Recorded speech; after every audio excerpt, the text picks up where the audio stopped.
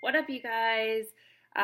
Sorry I've been MIA. Chris and I have been pretty sick for the last couple of days.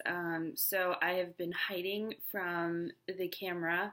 And I've been trying to update the written blog, but I know a lot of you guys said that you prefer watching videos, so here I am.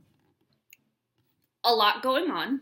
You've probably heard about a lot of it by now, just, floating around social media. Everybody's been doing a phenomenal job of forwarding all the posts and making sure that everybody is, as informed as possible with all of the developments. I mean, seriously, we're at the point where things are changing daily, which is really cool.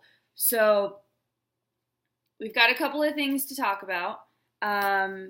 And I'm going to kind of summarize through all of them. I will be sure to include the link to the written blog. That's where you're going to find kind of everything in more detail. And I've also got links to, all the different press releases and all the different, the actual bills. You can read the actual language if you're interested in that. And then, of course, all the links to go and donate and support. So make sure you guys check that out. But just kind of to do the overview summary of everything that's been going on. Let's see. Today's Wednesday, right? I haven't been to bed yet, so a little out of sorts. Monday was the big hearing in New Jersey at the State House, where they were voting on New Jersey S298. That is a bill that would essentially ban all flavors with the exception of tobacco, clove, and menthol flavors. So all of your, fruity, savory flavors that, we're so known for in this industry would be gone in the state of New Jersey. The scary thing, though, is that if New Jersey does manage to get this passed, who's to say that all the other states aren't going to follow suit? Especially my home state, Virginia, terrifies me because we've got Philip Morris here, bigger than shit. And so if, quite frankly, I'm surprised that Virginia hasn't given us a bigger battle, knock on wood. I know that the Virginia Smoke-Free Association has been doing a phenomenal job. We are a part of that organization.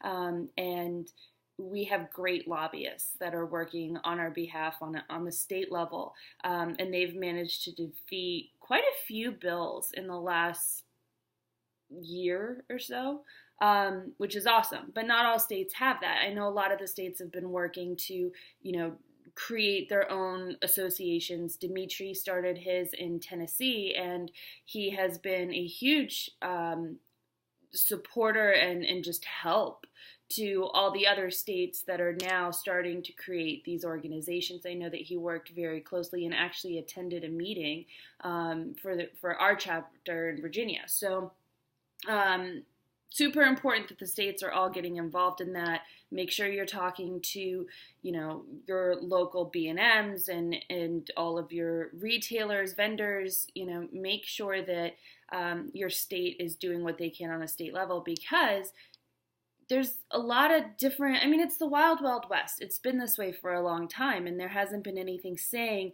this is what things need to be. This is, any kind of regulation has just been severely lacking. And so now it's almost like, all the governments, the state governments, the federal government are overcompensating for that. And the states have been in a position to kind of create their own rules because there's no one to tell them, hey, this is what it needs to be. So you've got things like California with the 21 and over law, and you've got Indiana that is banning, all business, all vendors from outside Indiana and requiring permits. And, there's been a lot going on the state level. So it's super important. going back to this bill in New Jersey, it did pass 6-2. From here, it will advance to the House. And then there are a couple more steps until it ultimately would, come into effect. So we do have a chance to continue fighting it. I know even though we're based in Virginia, obviously we do business with New Jersey. We want to continue to do business with New Jersey.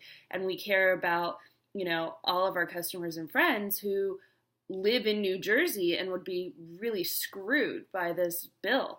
One of the things that the media, said in their coverage was that it seemed to be a lot of vendors that were there, store owners and manufacturers that were there at the hearing protesting, but there really weren't a lot of consumers. And so they took that lack of consumer support as just additional support for the bill. Like, hey, look, your customers don't care enough to be here.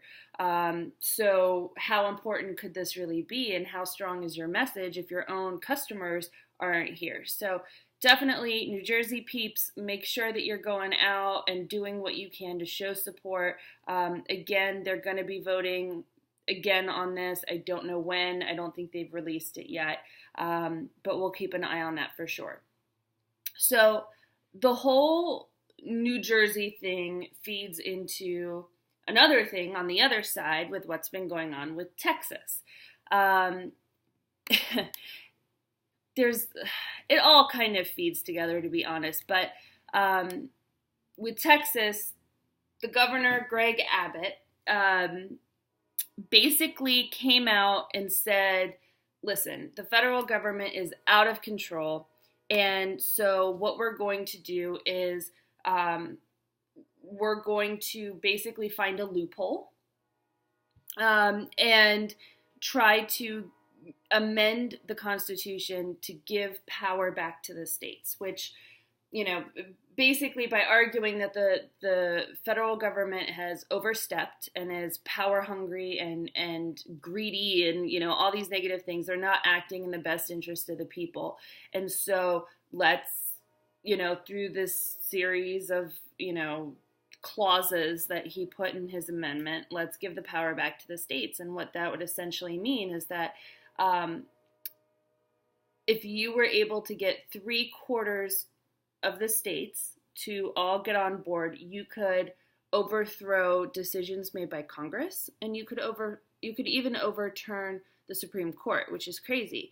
In a perfect world, yeah, that sounds great, but the likelihood of getting 3/4 of states to stand behind us is going to be very difficult because you've already got Indiana, California, New Jersey. I mean, all these different states are coming out against vaping.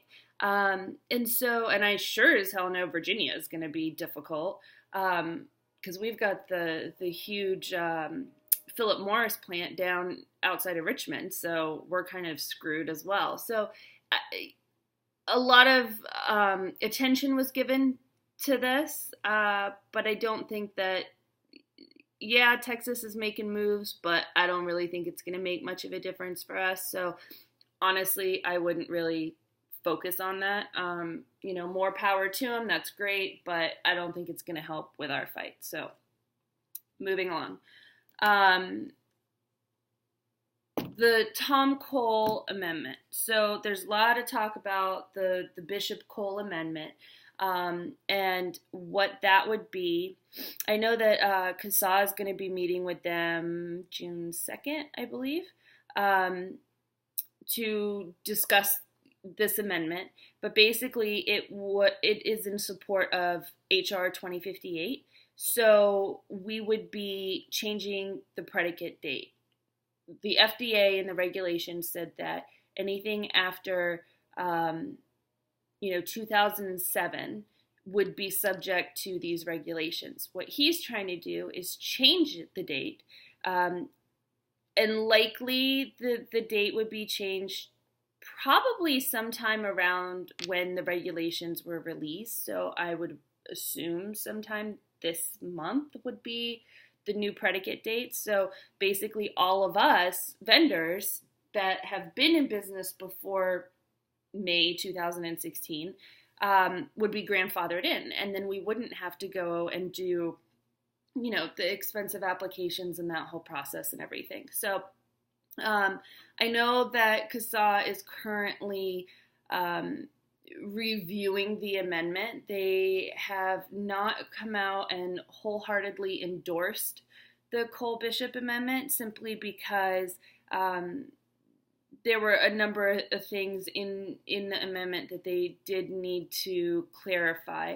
The amendment is not a standalone bill. It would be lumped in with an agricultural bill.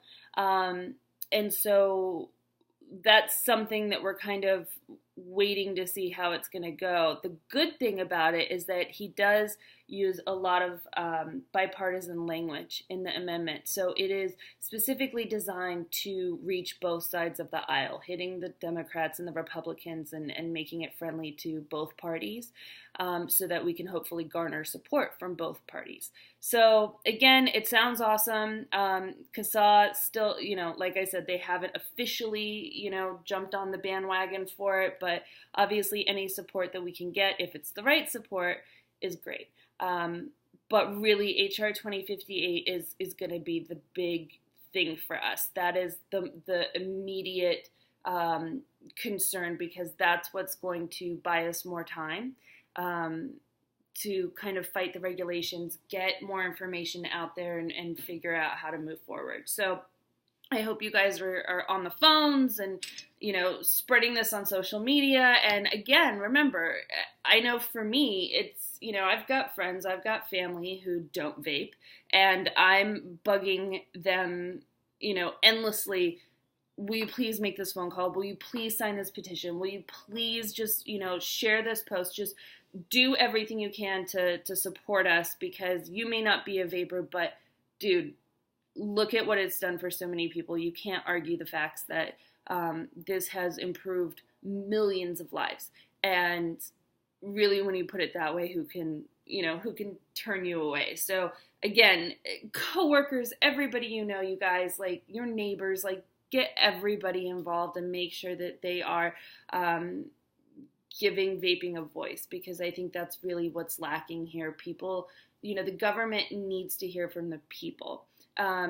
All of us, associations and vendors and whatever, they're going to kind of be a little more dismissive with us because they're looking at us from a business standpoint. Well, of course you care because you don't want to lose the money in your pocket, but it's not about that. It's about the people and the difference it's made in our lives. And so that's where every voice matters. Every person, do what you can. All right, I'm going to stop preaching for a minute. Someone's here, clearly. Actually, I'm going to stop here. I've got a couple more things that I need to kind of review and look into, so I will absolutely keep you guys posted. Let me know what questions you have. Let me know what more information you need. Again, check out the written blog. That's where you're going to get the most details. And I will try to cam up again maybe later today after I get some sleep. And I'll update you on a couple other things that are going on as well. So thank you guys for watching. Hope you have a fabulous Wednesday, and I'll talk to you later. Bye.